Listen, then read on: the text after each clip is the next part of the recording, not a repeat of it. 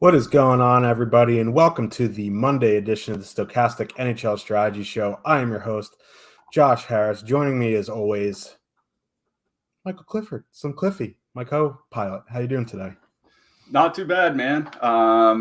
It's quite the weekend in the NHL because, only 5 games on Friday night. That was a little bit weird. There's actually more games on this Monday slate than there was on Saturday night. You don't see that very often. I ended up cashing on Saturday night, which was nice. Had the Leafs, had Minnesota. I don't know why I keep doing this to myself. I just always talk about how much I hate watching the Vancouver Canucks until 2 a.m. And then every Saturday night, it seems I'm either stacking for or against Vancouver, and I'm staying up until 2 a.m. on Saturday watching the Canucks. But Minnesota didn't quite get there, but I cashed, which was nice. Didn't play yesterday.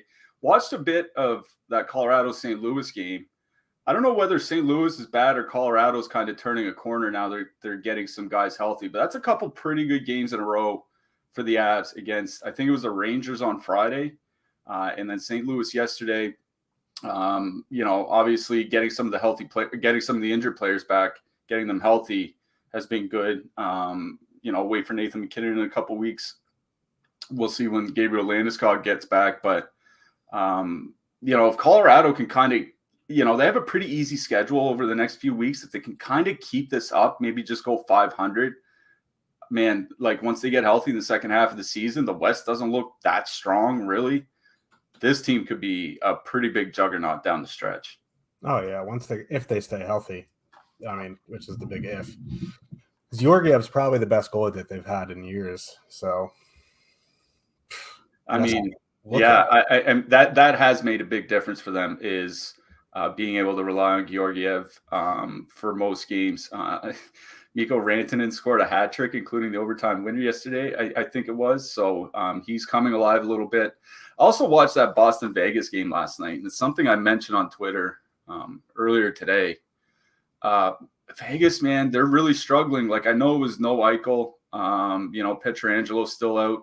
But I was looking at the numbers for like 13 or 14 games before Eichel and Pietrangelo left the lineup. Like, they had been struggling for a little while, like middle of the league by expected goal share. I don't know what's going on with Vegas, but I think that's part of why the West kind of looks so bad. It's like maybe Vegas might be the best team in the Pacific Division, and they're in the middle of the league by expected goal share over their last 20 games. Like, I don't know, man.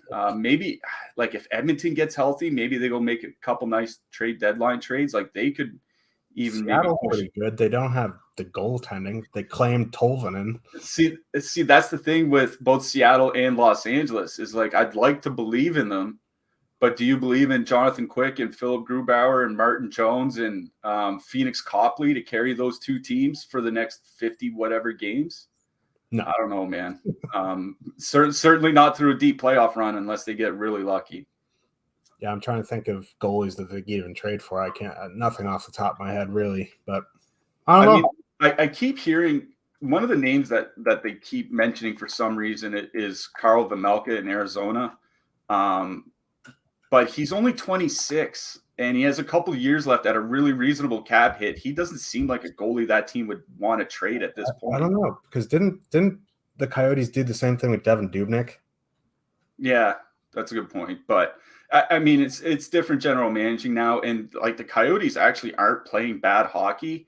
Imagine what this team could look like, 2 years' time once all their prospects and all their draft picks like start developing into something. It could be. I think they're going to want to keep Vejmelka around. So you're right. Like who do you go trade? Like there's nobody in Columbus you'd go get. There's nobody in Chicago you'd really want to go get.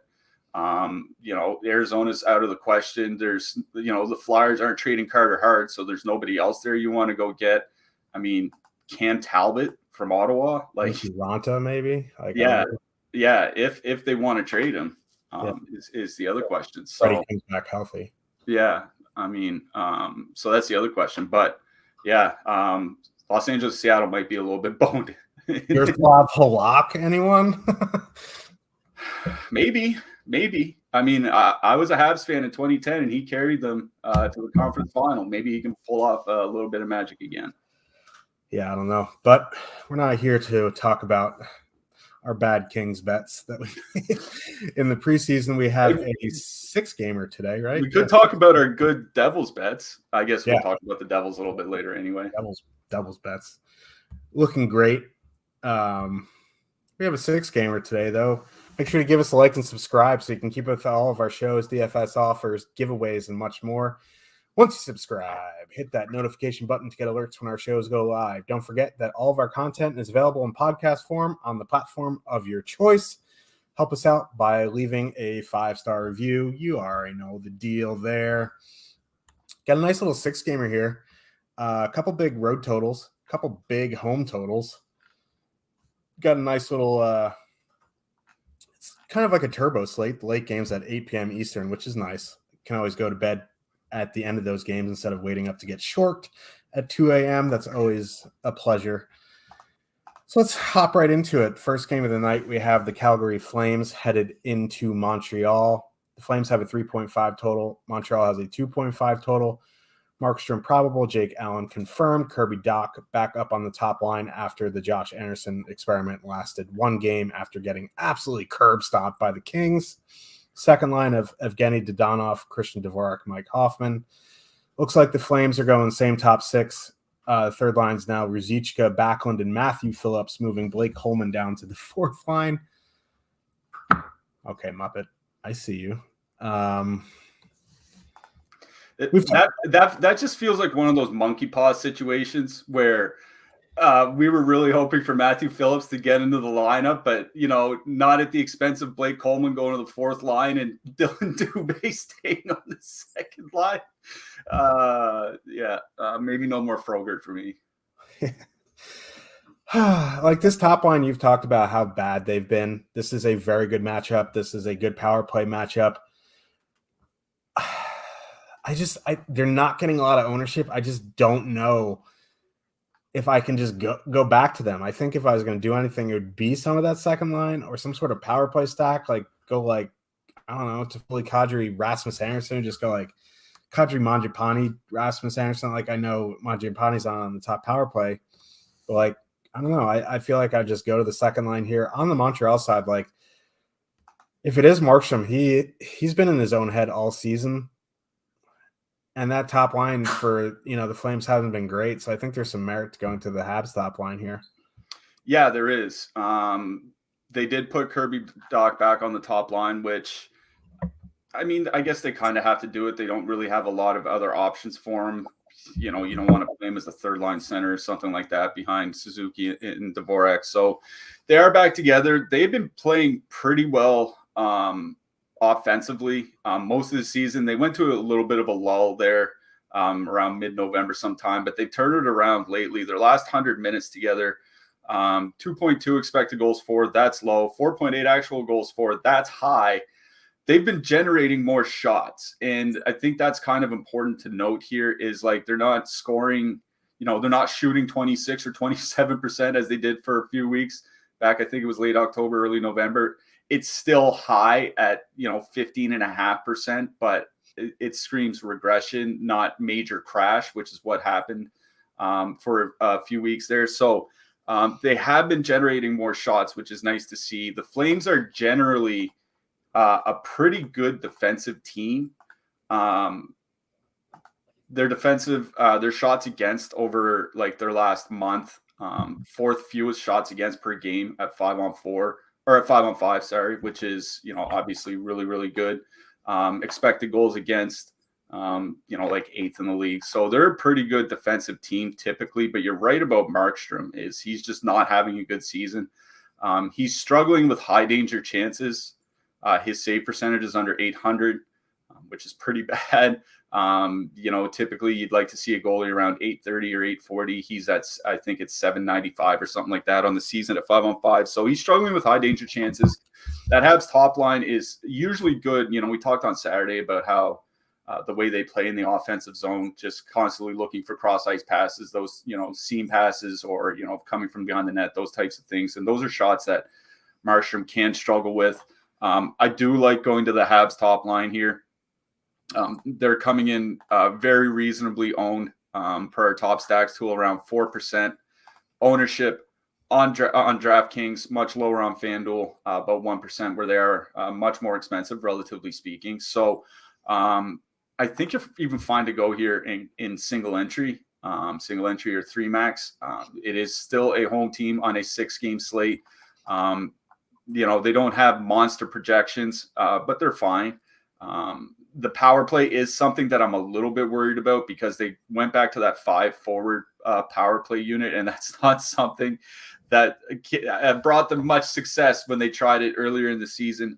They're doing that because Mike Matheson looks like he's going to be out again.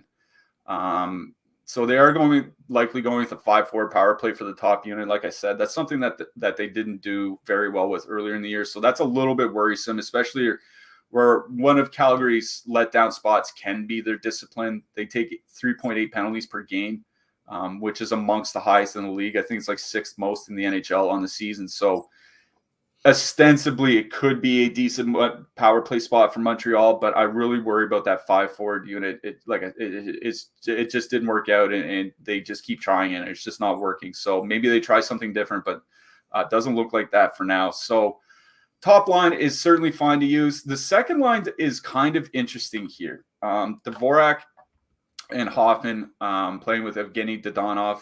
Hoffman and Dvorak have been pretty good this year together. 2.8 expected goals for per 60 minutes, controlling something like 56% of the expected goal share, 57%.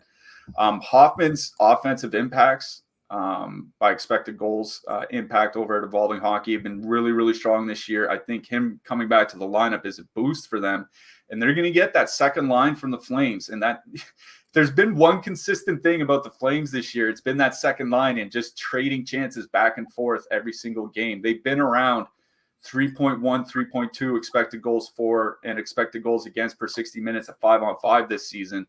So I think Dvorak, Hoffman, and Dadonov can actually do a little bit of damage here against that Calgary second line. Now, they are coming in with a fair bit of ownership on DraftKings. They're coming in nearly as highly owned as the top line. And, there's reasons for that. One is you get two out of the 3 guys on that line are on the top power play unit with Dadonov and Hoffman. The other is that they're very, very cheap. So you can fit them in with an expensive Dallas stack, expensive Pittsburgh stack, expensive Ottawa stack, expensive Edmonton stack. Like they fit with all those lines. So I do like them. They're coming in a little bit high owned. It's one of those situations where if you need some secondary guys to go with a really expensive stack, that's it is one possible direction. But it is the Montreal top line that I like most in that game, at least on the Montreal side. On the Calgary side, I just don't know what to do with that top line because this is a good spot for them. The Montreal goaltending certainly hasn't been very good the last few weeks. Even Montembeault, who had a good start to the season, has looked shaky in his real shaky in his last start. The Montreal's top line defensive numbers have been kind of a roller coaster this year. Started strong, really dipped there for a couple weeks, have been really good lately, but the goaltending has let them down. The Montreal penalty kill, they're allowing a lot of shots. I think it's like the second or third most shots per 60 minutes over the last month, but they have a .925 save percentage on the penalty kill. So while the goaltending has been bad at 5-on-5, it's been good on the penalty kill. And that's where the Flames kind of need to do their damage if that top line is really going to get anywhere on this slate. They're still just not generating anything. Their last 75 minutes, 1.9 expected goals per 60 minutes. That is absolutely brutal. Like that's worse than checking lines.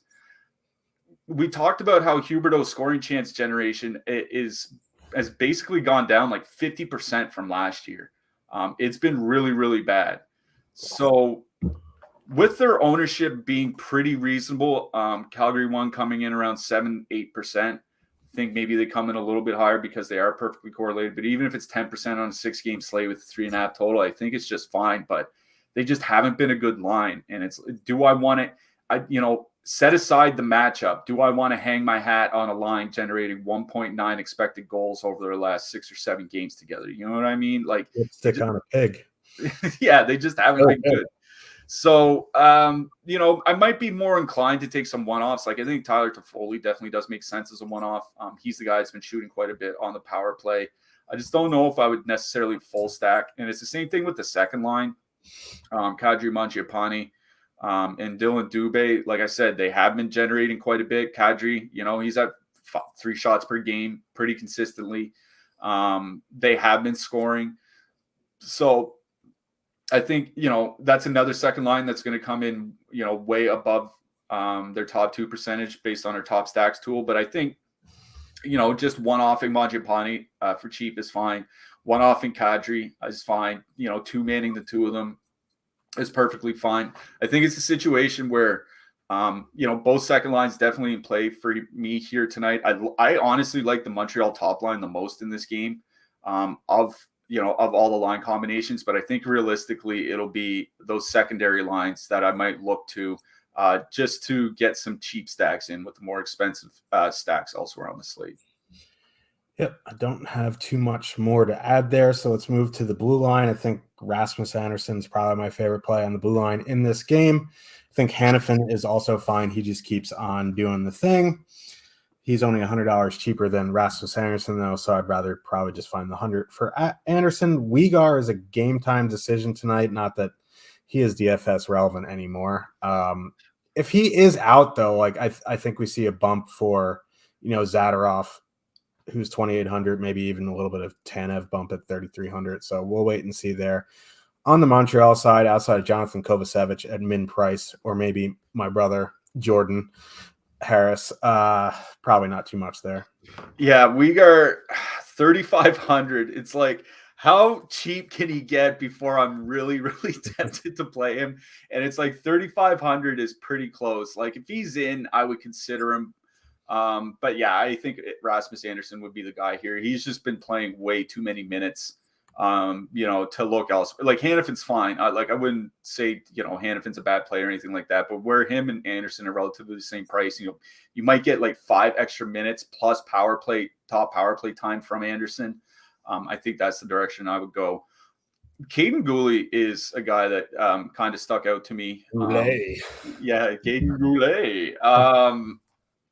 Without Matheson in the last game, I think him and Edmondson led the way in ice time. I think Goulet was up at like 22 or 23 minutes. Not like he's a high-end defenseman or anything like that, but if I can get 23 minutes from a defenseman in a home matchup for 3,300 on DraftKings, I think that's perfectly playable. Yep. So let's move on to the next one. The New Jersey Devils with a 3 total heading into New York. The Rangers also have a 3 total.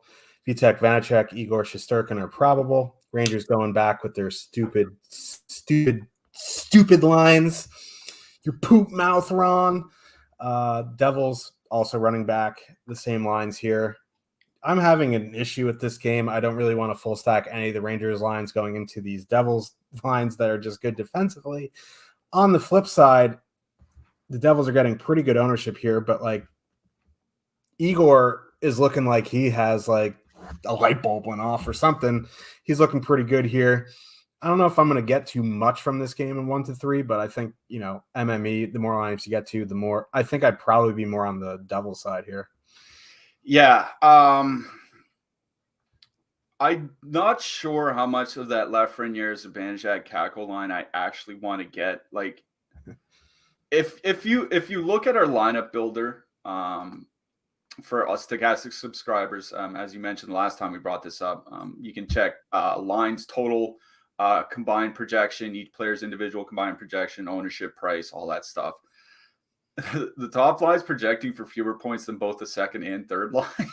It's because Kako and Lafreniere play like 12 minutes. Like, if you're going to come up with Zibanejad, play the kids 17 minutes. That's the problem, right? Is I was looking at the ice time since they moved to these new line combinations, and Lafreniere and Kako are playing 14 minutes a game. It's really not a lot.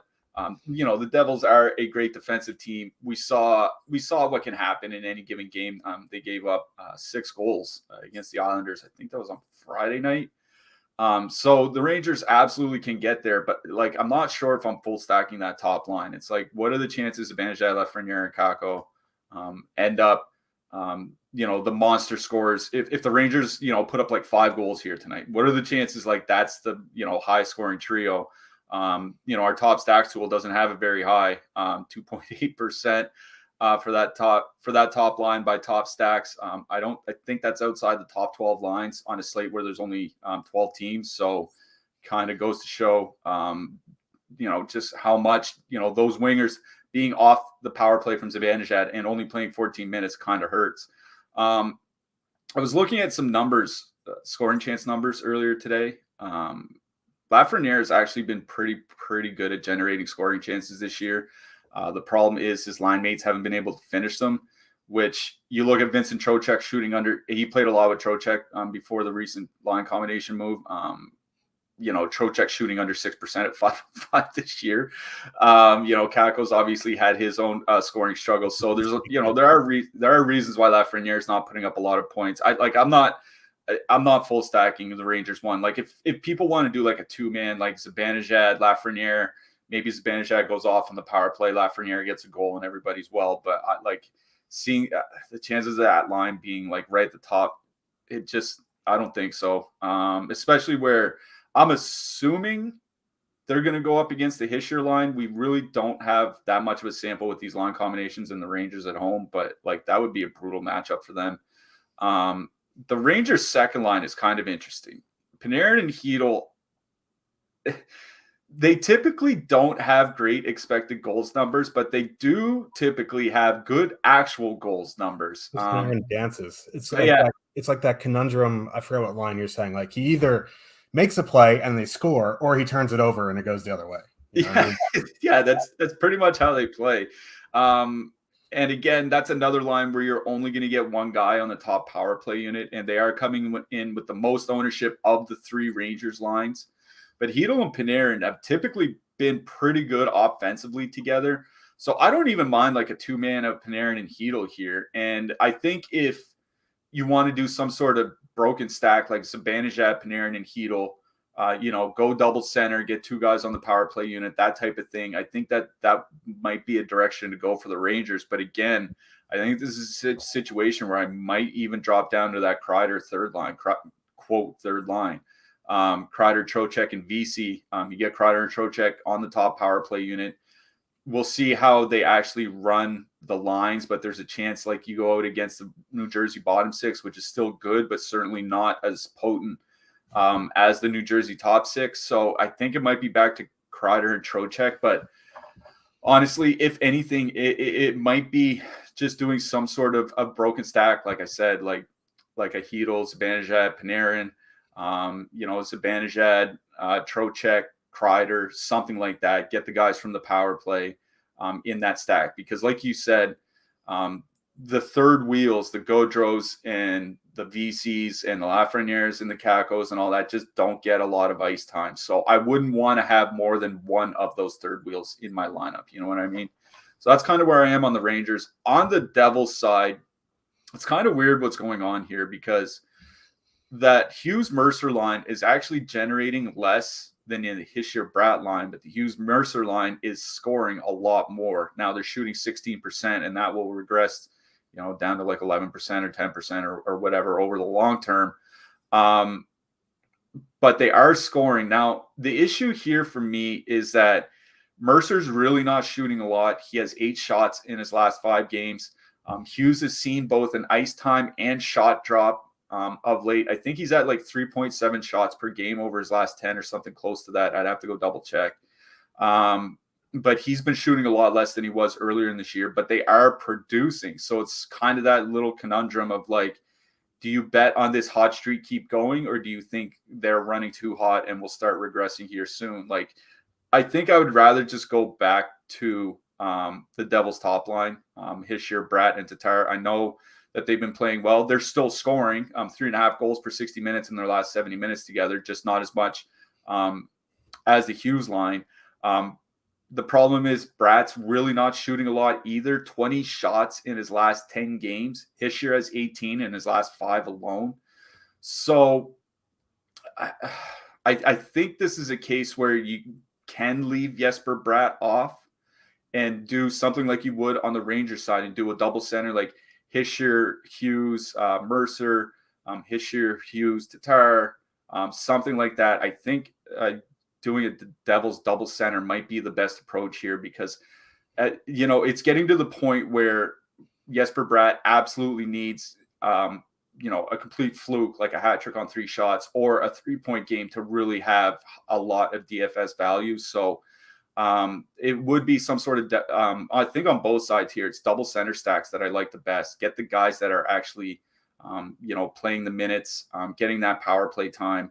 If there's one area where Igor's really struggled this year, it has been on the penalty kill. So I think that lends itself even more to the, Devils power play guys. I'm not going to say don't play Jesper Bratt. Like, I think he's perfectly acceptable to play. I think it's just the 2 centers that I would kind of lean on more here than anything else. So I think it's, don't get too many of the third wheels from the Rangers if you're going to play them. And on the Devils side, I think a double center stack of the top 2 guys is probably the direction to go. And then add in, the winger of your choice. Yeah, I agree with that take on the Rangers side. Like, these lines are just brutal for DFS. Like, the top line is fine. Like, Lafreniere's actually look pretty good up there. Kakos look pretty good up there. The problem is they just don't play same minutes as Zibanejad. So what can you do? Let's move to the blue line. Dougie Hamilton, I think, is fine at 6,300. Like, I don't love anything from this game. I like a lot, don't love it. Ryan Graves, I think, is fine at 3,300.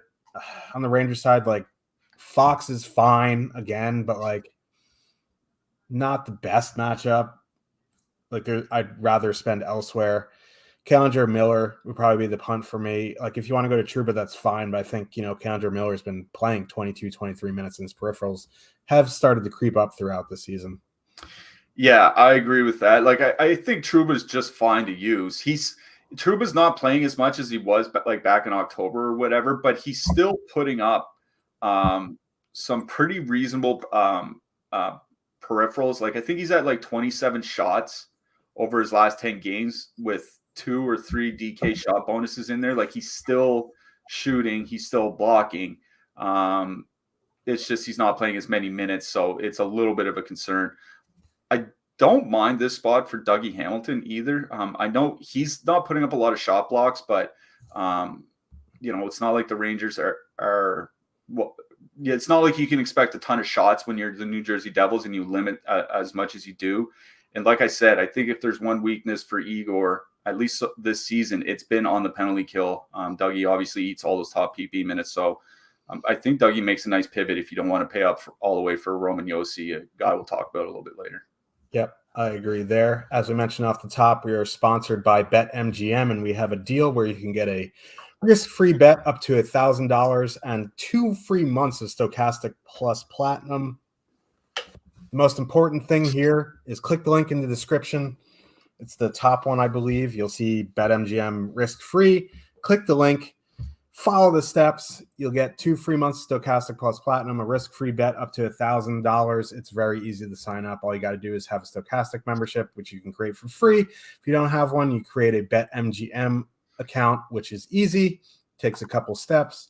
You make your first paid bet. It settles. You'll receive an email from BetMGM with instructions for redeeming your 2 free months of Stokastic Plus Platinum, which is an unbelievable deal. And if you lose the bet, you'll get it in site credit. So it's risk-free. There's no strings attached. The biggest thing is click that link in the description, follow the steps, and go from there. Dallas Stars, 3.1 total heading into Pittsburgh. The Penguins have a 3.3 total. Jake Ottinger is confirmed. Tristan Jarry, probable. Looks like Jeff Petrie going to be out tonight. Crystal Tang taking over that top power play unit. This is an interesting game here. The Stars top line has still been very good offensively, but they have started to trade a bit more chances here. So that does bring some pit one into play for me. I think both top lines are in play for me. I also am kind of interested with Denis Gurianov on that third line. Now, I don't say like go all in here on Dallas 3, but if you do need a filler type line, don't really mind the Wyatt Johnson, Jamie Benn, Denis Gurianov line. I'm interested to hear what you're going to do with these top lines because I have an idea, but I'm kind of stumped a little bit here. Yeah. Trading chances is definitely one way to put it. That's kind of the way we described the Calgary second line. It's been kind of the same for the Dallas top line lately. Their last 110 minutes together works out to be about 9 games. 2.8 expected goals for, 3 expected goals against, 3.6 actual goals for, 3.4 actual goals against. So basically even by goals for and against over their last 9 games, which is not something that line did in their first 20 games or whatever it was. They're also shooting just 10.4%, which is actually a reasonable shooting percentage for a line. Like they were running a little bit hot earlier in the year. And on the flip side, the Pittsburgh top line's kind of doing the same thing, just to a more extreme degree. Their last 120 minutes, which would be about 10 games worth, 4.1 expected goals for, 2.9 expected goals against. They are being saved by very good goaltending of late, but they are allowing a lot on the defensive end. So I think this is a good spot for both top lines, which kind of makes sense when you look at our top stacks tool. They're coming in relatively similar top stack percentage. Dallas higher than Pittsburgh. I think a lot of that has to do with the power plays. Pittsburgh's has generally been pretty bad this year, while Dallas has generally been unbelievable. So I think that, that top stack percentage makes sense, but they're also coming in with very similar ownership. They're very similarly priced, at least over on DraftKings. Over on FanDuel, there's a couple $1,000s difference, so maybe a little bit more of a decision there. But both top lines certainly in play here. The Pittsburgh penalty kill has been improving a lot. I worry about the goaltending because a lot of it has been really good goaltending. 961 save percentage on the penalty kill over their last 3 weeks. That is absolutely absurd. Obviously, that's going to regress heavily. It can regress all in one game against Dallas. But Pittsburgh doesn't give up a lot of power plays, 3.2 per game, which is below league average. Like I said, the penalty kill has been good for about pretty good for about 4 weeks now. Not allowing a lot of shots, but the goaltending has been unreal on top of that. If there's any power play that can absolutely shred anyone apart, though, it's Dallas here. What's nice about the Pittsburgh top line is Rickard Rakell being on the top power play now. Their last couple games, I've watched the Penguins' last 2 games. It was the one against Buffalo, or both against Buffalo, I think. Now, whether it was just Buffalo and their bad penalty kill or Pittsburgh's power play actually turned around, it seemed like Pittsburgh's power play has been was playing a lot better with Rickard Rakell there, and the numbers kind of bear that out. Like they're generating more shot attempts, more shots on goal, etc. On the power play, more goals. So I'm kind of leaning towards Pitt 1 here, just because Dallas, they do take their fair share of penalties, 3.7 times shorthanded per game. It's about that's 6th in the NHL, just behind the Calgary team we just talked about. So maybe an improved Pittsburgh power play with Rickard Rakell there would be the direct. If I'm picking either one or the other, it would be the home team and Pitt 1. But obviously, both lines perfectly in play here. The second line matchups are what's kind of interesting to me here because they moved Ty Dellandrea up alongside Tyler Seguin and Mason Marchment. Now, Seguin and Marchment have actually been pretty good together, especially over the last month. They're just not scoring a lot because they're shooting 3.4% over their last 10 games together, which, that's going to regress positively. But again, I was looking at some scoring chance generation numbers so far this season. Now, Dellandrea's sample isn't very big. I think it's only like 80 minutes. But he's been really, really good by scoring chance generation so far this season. I'm just trying to look it up real quick here. He's been roughly as good. He's been roughly as good as Evgeny Malkin by scoring chance generated per 60 minutes. At 5-on-5, ahead of names like Bo Horvat, Ryan O'Reilly, Jeff Skinner. He's been really, really good. So if he can really help Seguin turn around his offensive game, I think that could be a pretty good second line for Dallas. They're not coming in with that much ownership per our top stacks tool, coming at about 2% owned. I don't know if I would full stack them, but I think this might be a nice pivot other than the high owned Montreal and Calgary second lines that we talk about, is going to, a Seguin and Marchment, Seguin and Dellandrea, or even Marchment and Dellandrea, something like that. Pittsburgh's second line, their defensive numbers have been better of late, but have been up and down this season. I don't mind Dallas too as like a cheap 2-man stack here. So I know you like Gurianov. I'm going to let you get your Gurianov takes off. But for me in this game, it's probably Pittsburgh 1, get that full power play correlation. Or if you look for something cheap, dip down to Dallas 2 and get a little 2-man from there. Yeah, I don't mind Dallas 2 at all. I just, the third line, you get Jamie Benn, who's on the top power play as well.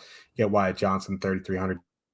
Guys, Bryce, they're coming in similar ownership as the second line. For fine. For me, it's probably the top lines. Jason Robertson, the second most expensive on the slate behind McDavid, which is well-deserved from the season he's had, but, does make Dallas almost 22,000 on DraftKings on the road. So that's, gives you some food for thought. Let's move to the blue line here. Miro Heiskanen, 5,600. I think that's a fine price. Chris Letang, 5,200 now on DraftKings. He's cheaper than that on FanDuel, I believe. Taking over the top power play there. So I think Letang, Heiskanen in play. In terms of punts, just not much there besides Esa Lindell. If you want to play Niels Lundqvist, I think that's fine. But on the Pittsburgh side, they're just, Pierre-Olivier Joseph at 2,700, but that's not exciting to me. Yeah. Chris Letang, I think he's 4,400 on FanDuel. That's, just an absurd price. Obviously he's very much in play on FanDuel. On the Dallas side, it is Esa Lindell. I kind of like he's a guy that, can go get you the shot block bonus and an assist and then just have himself a really good night. He has been putting up some good blocks of late, as has Ryan Suter. Not that I'd necessarily play Suter, but, maybe you want to throw in a defenseman with a Dallas 2 stack or something like that. Get that power play correlation, because they do get that second unit does get a fair amount of power play minutes in some games. So there are some cheap guys on the Dallas side I like, not so much on the Pittsburgh side. Even with Jeff Petrie out, Marcus Pettersson's still 4,100. I think that's a little bit too expensive for him. So I'm with you. I think if I'm playing anybody from Pittsburgh, it's Chris Letang, or else just move along. Yep, agreed. Let's move on to the people's main event, it seems like, tonight. Anaheim Ducks with a 2.7 total. Heading into Ottawa, the Senators have a 3.8 total. Alex DeBrincat didn't skate this morning. He is a game-time decision. If he is out, I would imagine Claude Giroux takes over the power play 1 spot there, which would fully correlate the top line. It is Wade Redden jersey celebration night in Ottawa. Rangers legend Wade Redden, by the way. Man, was he bad with the Rangers. Whew. I forget who skated in DeBrincat's spot this morning, but it wasn't DeBrincat. No, it was Dylan Gambrell. Yeah, Dylan Gambrell. That's just a scene and a half. If DeBrincat's out, it's most definitely going to be Giroux, which fully correlates the line. And yeah, that's a fun line here, but I feel like if DeBrincat's out, the ownership that was on the second line is going to go whoop and just jump onto the top line here. And you could be seeing 20% plus on Ottawa 1, which is fine because the Ducks are awful defensively. They get Klingberg back, which arguably hurts the blue line defensively. And their penalty kill is trash. So, yeah, Ottawa top line, Ottawa power play is fine for me. I think, the Ducks top line coming in under 10% here is perfectly fine. They're fully correlated as well. They're a little expensive, but Ottawa's not a defensive juggernaut either. Cam Talbot has been shaky. So I don't know. I like both top lines here. Yeah, both top lines certainly in play. I mean, that Anaheim top line, 3.3 expected goals over their last 100 minutes. That's something I look for just to see if lines on bad teams that have good stretches kind of fall off. The goal scoring hasn't been super great, but they're only shooting 7.6%. It might just be one of those little lulls for them, but they are generating a lot. The Ottawa top line has been shaky defensively at times, a little bit below average of late. And, you mentioned how bad that penalty kill has been for the Ducks, and it certainly has been bad for the Ducks this season in general. Just, over their last couple weeks, 11.6 goals against, save percentage under 800, just not great. The Ottawa power play, as we mentioned in our last show, is kind of the one area that's been, keeping any sort of fantasy offensive relevance alive for them. It has been a really good top power play unit for Ottawa. So if the Brinkat's out, you're right. I think that Ottawa top line could push 20% ownership, and it is a really good spot for them. It doesn't matter whether match up against the first line or the second line. Neither are very good defensively for the Ducks. So I really do like Ottawa 1 here. Again, it's just kind of an ownership thing. But there's ways to dilute that ownership. Like if you want to take out like Brady Tkachuk and put in Drake Batherson or something like that, although I'd probably leave Tkachuk in the stack. Take Giroux out, put in Batherson, add Thomas Chabot, something like that. There are ways to kind of dilute that ownership, that concern a little bit. It is a really good spot for Ottawa's top line here. I don't know if I'd dip down to the second line, even if the Brinkat's in. Their own shooting percentage has been really, really struggling of late, just like I struggle to say struggle. The Brinkat himself hasn't really been shooting a ton lately. 14 shots in his last 5 games. That's not really that great for him. Shane Pinto, I think he has like 3 goals in his last 20 games or something like that after that really hot start. So with all that ownership on Ottawa too, I think it's a pretty easy pass on them, even if the Brinkat's back. It is about Ottawa 1, their top line. Good matchup here. The interesting thing is what to do with Anaheim here, because they don't draw a lot of power plays, but Ottawa does take a lot of penalties. They're also at 3.7 times shorthanded, just like the Dallas team we just talked about. The Anaheim top power play unit, 79 shots per 60 minutes, which is pretty good for a power play. 14.8 goals, this current power play unit as it's constructed. That's really good and can take advantage against Ottawa goaltending that has been really shaky and a penalty kill that's not been very good for the Sens. So I think, considering the ownership and price, I might go to Anaheim's top line instead, but I think it's pretty clear that the Ottawa top line is the best line in this game overall. And I think there should be interest in both top lines here. Nothing from the Anaheim depth for me. I was looking at the defensive numbers for Strome and Vetrano. Just bad. Their last 100 minutes together, 4.9 expected goals against.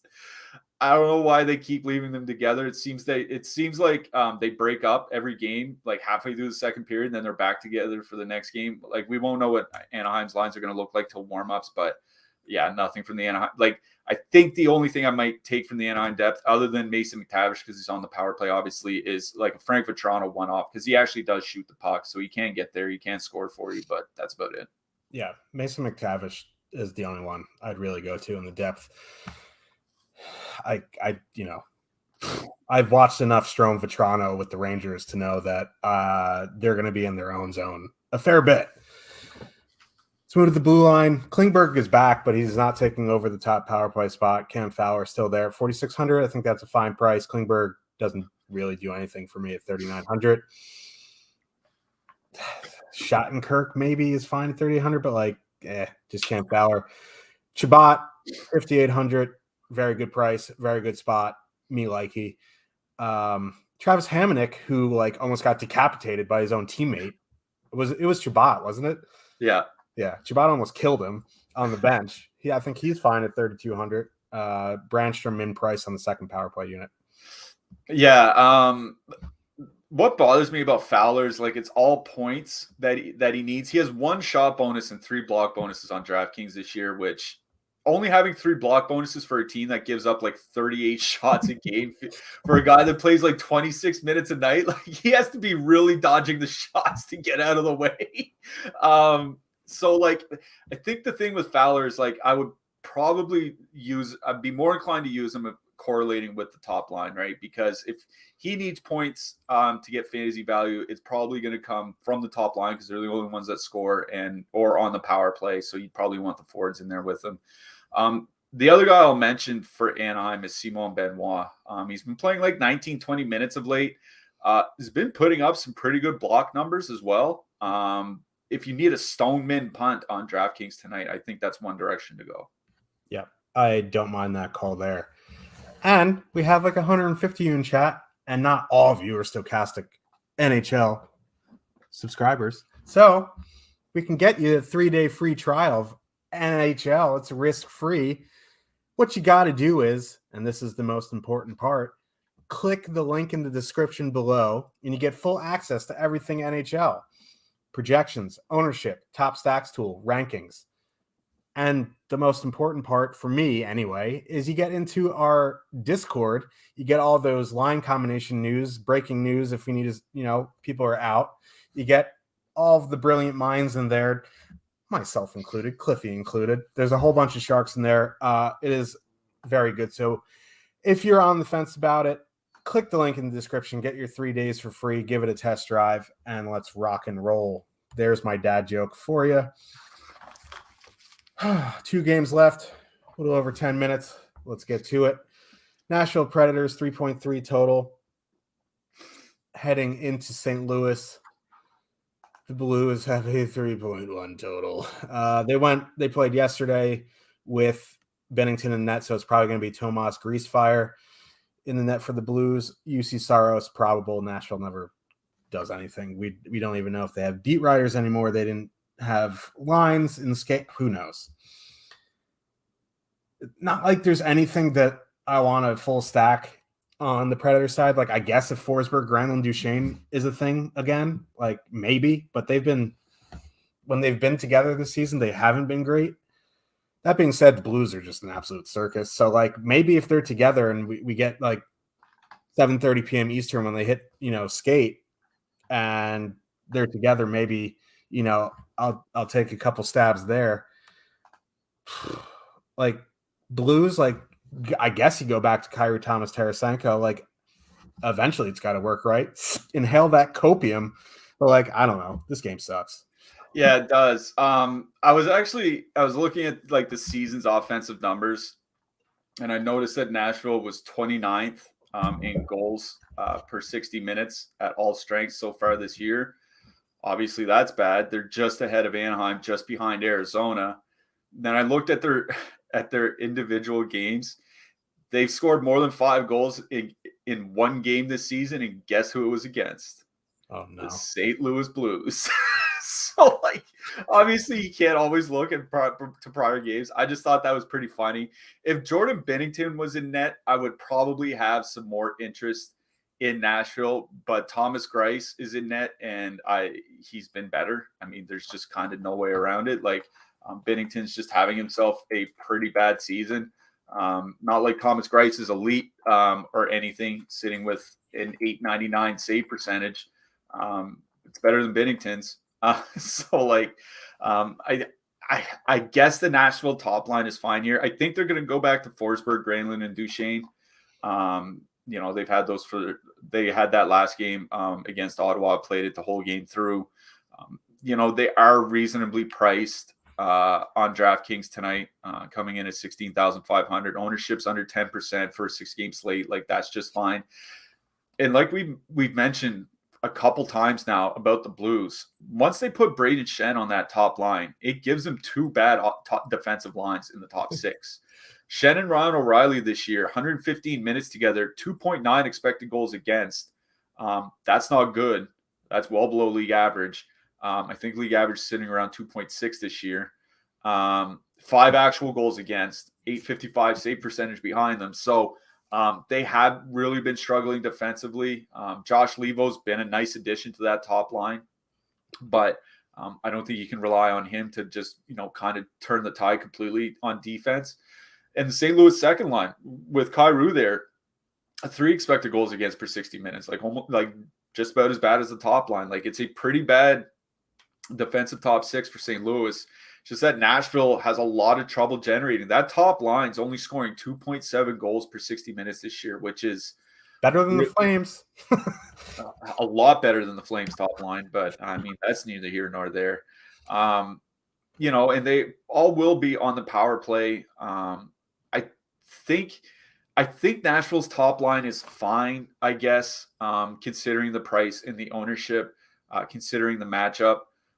Honestly, I would probably just go to St. Louis too. Kyrou, Tarasenko, Buchnevich. I know they're coming in a little bit over-owned, but they all skate together on the power play as well. I was looking at some scoring chance numbers earlier. Kyrou, I think, is top 10 in scoring chance generation for himself and his teammates this season. Robert Thomas is obviously a great playmaker. I'm not worried about the matchups against the second and third line from the Preds. Like Sissons and Nino Niederreiter do have decent numbers together in a small sample. I just wonder how long that can last, especially with the Nashville defense pretty banged up, right? Ryan McDonough's out, Alexandre Carrier's out, and I think they have one more guy missing. Like they're calling up 2 AHL guys for this game on top of Jordan Gross, who's already there. So the Nashville blue line's pretty banged up. I think going to St. Louis too is my preferred play here, but I think Nashville 1 is also playable. God. Yeah.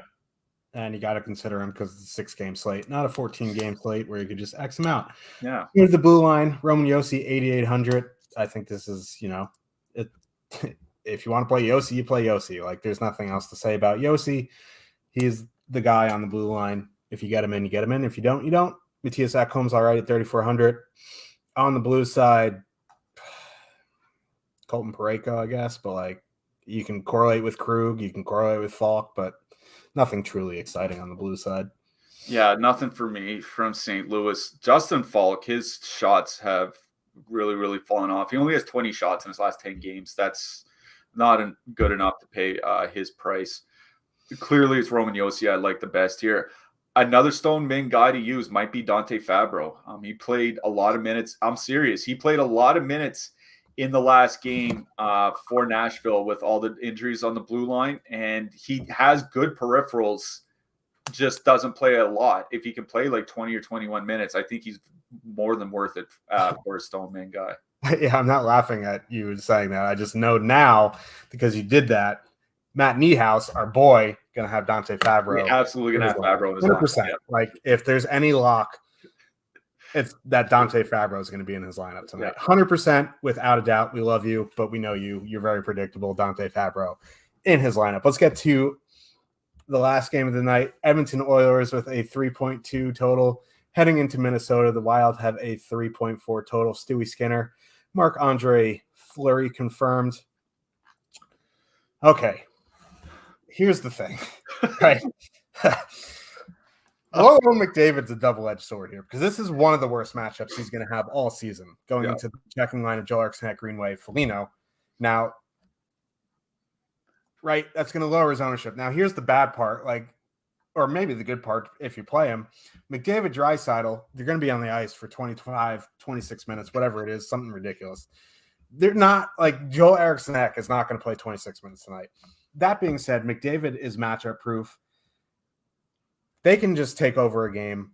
Minnesota Wild's penalty kill isn't great. So, as much as I want to be this is a great time to fade McDavid, this might be a better time to play McDavid is because he's coming in at lower ownership. So I think I really like both top lines here. Yeah, that McDavid top line's coming in with just ridiculous leverage because of their price. It's really hard to fit all three of them. I think they're just about half the cap on DraftKings, more than half the cap on FanDuel, which is why it's so tough. They have been pretty good, 3.9 goals for per 60 minutes this year. The power play's obviously been great. That's where they do a lot of their damage, and you're right. The Minnesota penalty kill has been on a little bit of a slide of late, so could be a sneaky good power play spot for the Oilers. It is just a really, really tough 5-on-5 matchup. I was looking at that Eriksson X line's numbers. They don't have a lot of time together because Greenway was hurt and Foligno was hurt and et cetera, et cetera. but 1.2 expected goals against in their 60 minutes together this year. Like, they're just absolutely brutal defensively. People are going to have a decision to make on what to do with the Oilers. I think it might be a case where you could even one-off some of the guys because the ownership's not going to be that bad on them, right? Like, I don't want to one-off Connor McDavid when he's going to be like 26% at home against Anaheim on a 6-game slate. But if he's going to be like 10 to 12% on the road in Minnesota, I think one-offing him would be fine. But it is like if you're playing 20 lineups or 50 lineups or something, you're getting Edmonton in some of those lineups. It's just what you do if you're playing like 1 to 3, like we tend to do. It's perfectly fine to use Edmonton 1 here because I think they can get there on the power play. And it's not like there are like aside from the Ottawa top line, there aren't like really that many smash spots, especially when you consider how bad the Calgary top line has been this year, right? Like there's no, like the Ottawa top line's it's in a great dunk spot. Everything else is kind of iffy to me. So I think it is a good time to go to that Edmonton top line. You certainly don't have to play them at their prices. You can just move along, especially where it's such a tough matchup on 5-on-5. But I do like all the leverage that we can get on Edmonton here. I agree with you on the Minnesota side. The Edmonton penalty kill, not very good. They do take a lot of penalties. They're at near 4 times shorthanded per game this season, and the Minnesota power play remains very, very good. So, considering the price considering price and projections, I do like the Minnesota top line a little bit better. But that ownership on Edmonton is really making this a difficult decision for me. Yeah, and that's the decision you're going to have to make on your own because if I don't have the answer for me, how am I supposed to answer it for you? I feel like that was I don't even know what I quoted there. But anyway, 12 goalies tonight. Who are you liking in that? I think this is a cheap goalie night for me. Igor's pretty reasonable. Probably look at playing him. Even John Gibson's pretty reasonable. We talked about his upside if he doesn't, allow 4 goals or 5 goals or something like that. If you want to pay up, I think Tristan Jarry's the guy, which kind of feels bad going up against Dallas, but I think he would be like the expensive option. I'll mention whoever starts for Ottawa on FanDuel will probably be pretty cheap. So just look for Ottawa goaltenders on FanDuel, I think. Yeah, I'll add in Jake Ottinger at 7,400. I think this is a winnable game for the Stars. So, oh yeah. Who are you liking as your hat trick pick? I'm just gonna probably go with the smash spot and go with the guy that I think has been playing a lot better over the last 6 weeks and go with Tim Stützle.